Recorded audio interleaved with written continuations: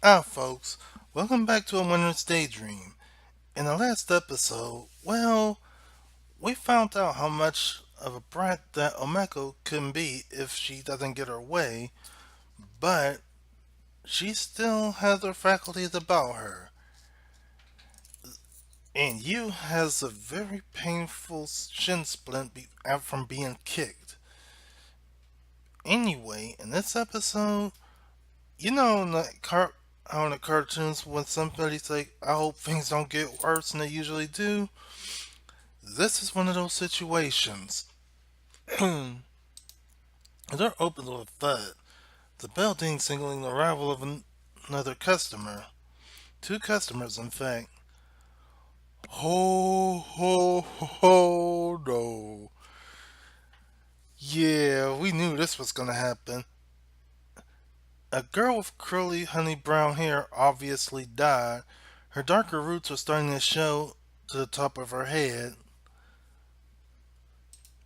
The other girl has dark straight hair, very long fingernails, and a small. Yep, this is Otoko. The same girl who the cat loves more than she does you. And believe. And yes, the bus driver also telegraphed that his daughter was Otoko's friend. I know that scowl. I know that girl. I know. This place is kinda shabby, but it's the best we have around here. At least the parfaits are pretty good. I'll take your word for it. I've never been here before. I wanted Dad to take me when I was a kid, but he always said no. He told me places like this was a blight on our historical village. Living with your dad sounds like a huge pain in the ass, Emmy. Tell me about it. Dad is so melodramatic. And we just met the old man quite a while ago. I can't wait till I can move out. I want to get as far away from this place as possible. Same here. There's like nothing here. Absolutely nothing. It pisses me off that my stupid brother gets to go off to Tokyo and he doesn't even realize what a huge opportunity he has. It's like he doesn't even care. Meanwhile, I'm stuck here and feel like I'm dying. I'm beginning to see why Otoko's pissed off. She feels like you has abandoned her. You is like so insensitive. I know, right? He's so wrapped up in stuff he doesn't. Otoko pauses. She looks at me, her heavily made up eyes narrowing. Thanks to the large amount of mascara she always wears, when she narrows her eyes, they narrow most impressively. There's nothing more threatening in the world than Otoko's glares. She really puts her all into him. You. She all but hisses my name like it's some kind of contagious disease. What are you doing here outside? Is that the really the grit? Yeah, I'm like, well, not that you deserve it, but here. Being an older brother is so depressing. Well, I'm the third of four, so. Hey there, Otoko. That's Otome to you. Sorry, hi Otome and hi Emiri. Nakamura Emily. That's Mr. Nakamura's daughter. She looks at me with mistrustful eyes. She doesn't wear quite as much makeup as Motoko and isn't expertly applied, so her sideways glance is a little lacking in outright malice, but it's still frosty enough. Basically, yeah, we gotta deal with this. The temperature in this cafe seemed to have dropped a good 5 degrees. Would have been less. Well, yeah, would have been less if it was just Otoko. Why are you in this town, you? I thought you were meant to be visiting Grandma. That's what you said. She has a good thing. How can I talk my way out of this one? You know what I said, but were you lying to me? I wasn't lying. I did go see Grandma, but if you really want to see your grandma, then who is this? Otoko gestures towards her grandmother, whom she obviously doesn't recognize. Yeah, yeah, the dilated pupils mean one of two things. Either somebody's about to let off a huge bomb, or it's that holy shit moment. And this is that holy shit moment. I've never seen her before. Well, I guess the whole she's my cousin line, yeah, isn't gonna work here. She knows as well as that we don't have any cousins who look like this. Huh? How funny. Toko appears at her grandmother curious. I swear I've met her before, but she does look a bit familiar. Of course she looks familiar. She's our own grandmother. We just can't let her know that.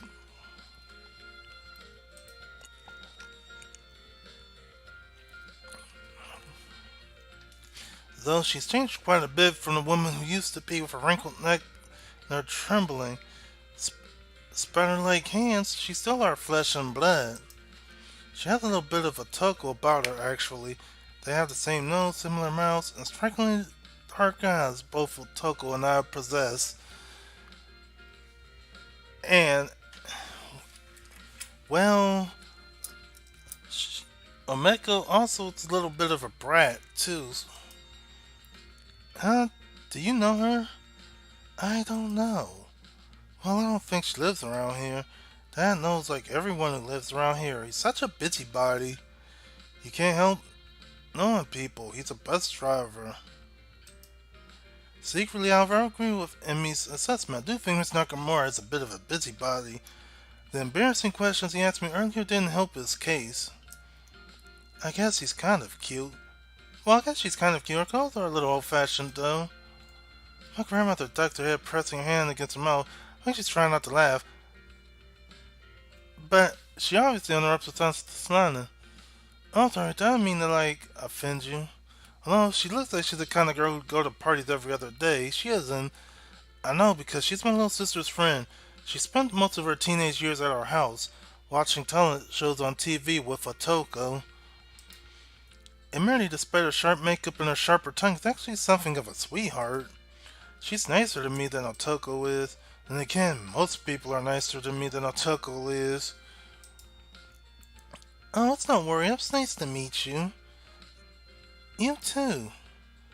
Please, this isn't time for very nice to meet you, isn't it? I was just trying to be polite. There's something seriously wrong here. Who is this girl, you? Why are you keeping her a secret? I'm like, well, I just met her today, so. Well, the thing is, I'm one of Yu's friends from the university. He invited me over during the winter holidays, and I've always wanted to see the countryside. You mean you're come from Tokyo? That's right. Wow, so cool. Emily's looking at my grandmother with such awe that you think she's a sucker coming of Christ. Oh man, alive. People who hail from the city are regarded as superior species around these parts, particularly amongst the girls like Emiri and Otoko who follow fashion magazines with religious zeal and make a point of ordering all their clothes and shoes online. Ugh. But even if you say that, you don't sound like you come from Tokyo. What do you mean, dear? Your accent isn't right. Emiri's sharper than she looks. She's managed to outstoop her own father in only a matter of seconds. And again, it's natural Emiri would be able to tell the difference. She and Otoko were forever talking about TV dramas set in the city, from what I can remember. It's true, people in the city really do talk differently than people from towns like ours. Oh, well, I might have picked it up from talking to you so much. So you talk to you a lot? That's right. Hmm. Otoko's lips pursed together. She doesn't look convinced. Well, yeah. I don't mind if you want to hang out with your girlfriend, you.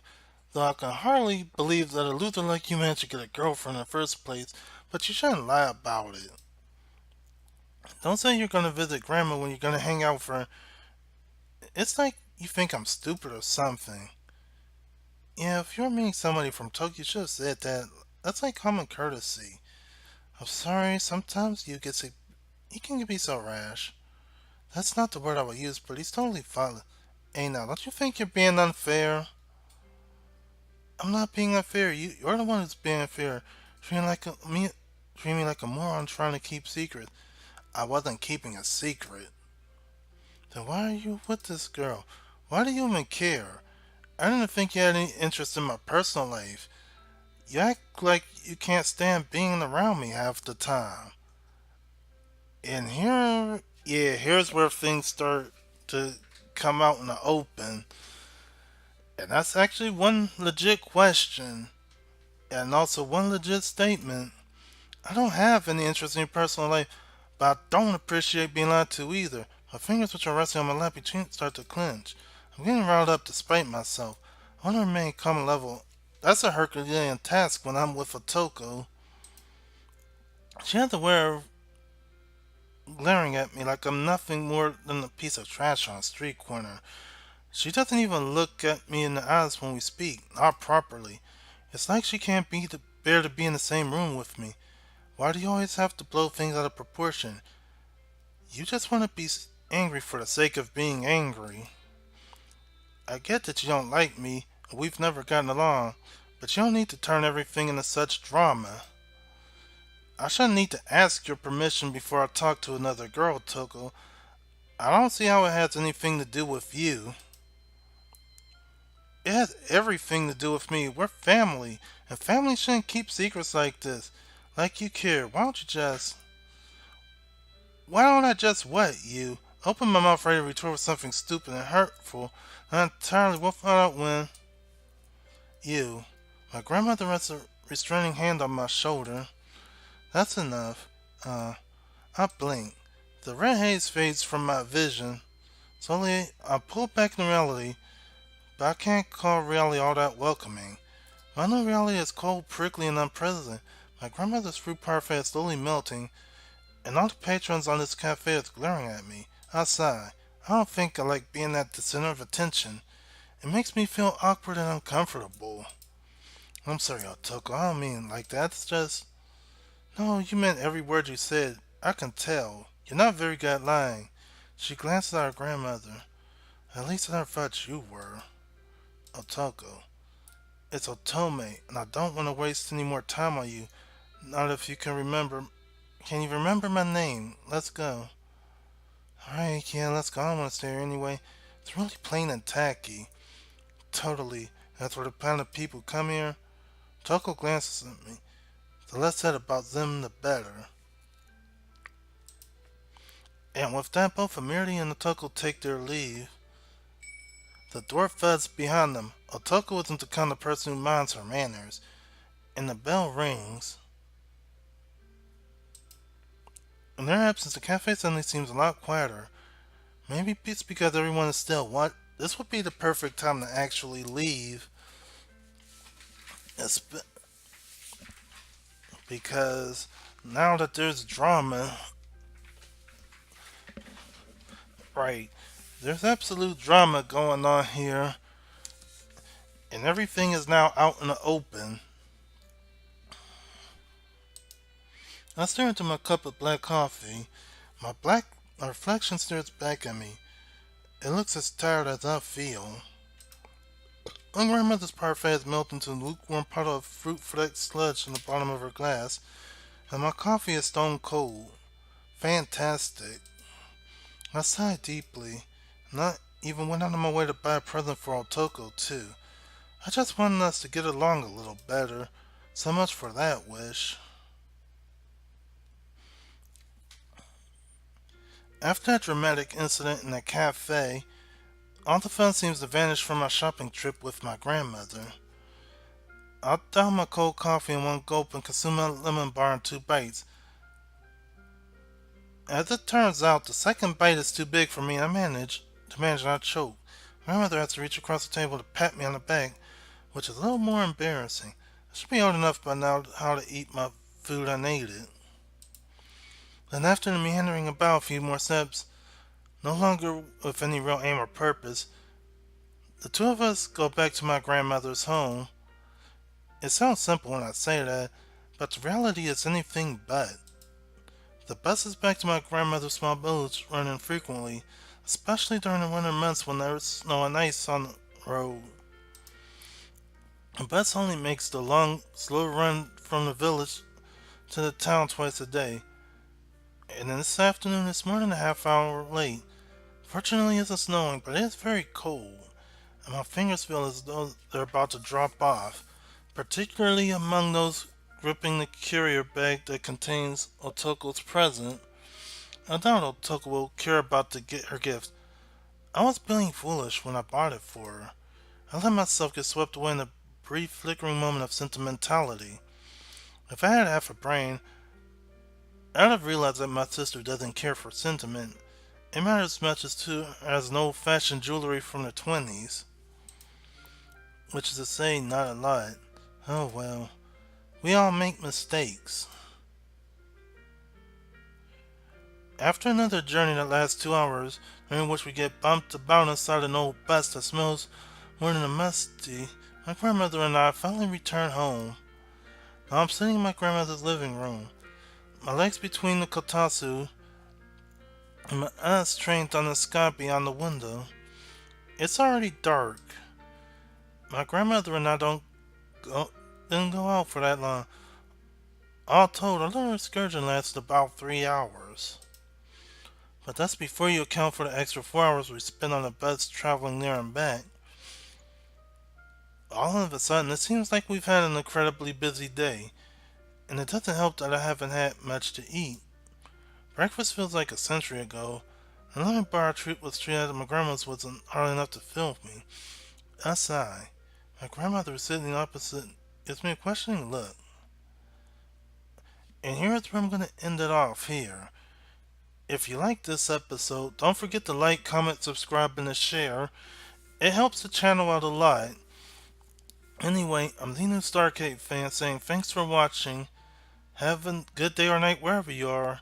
And well, bye for now.